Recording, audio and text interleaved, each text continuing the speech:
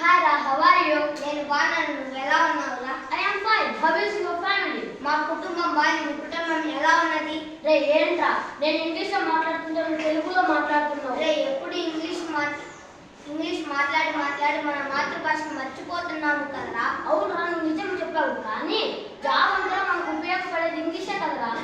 అవును, నువ్వు నిజమే చెబుతున్నావు. మనం ఉద్యోగానికి వెళ్ళినప్పుడు మాట్లాడుతున్నాం.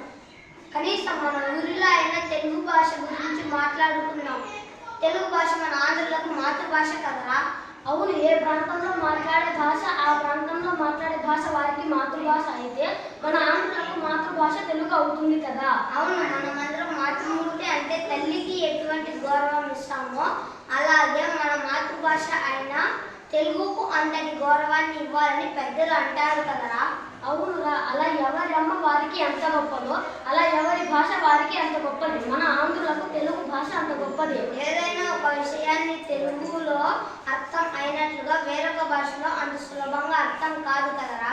అవును సాయి, మన తెలుగు భాష గొప్పతనం గురించి కవులు రచయితలు ఎన్నడో పుస్తక రూపంలో మనకు తెలియజేశారు. మనమందరం మాతృభాష అంటే మన అమ్మ దగ్గర నుండే నేర్చుకుంటాం కదరా.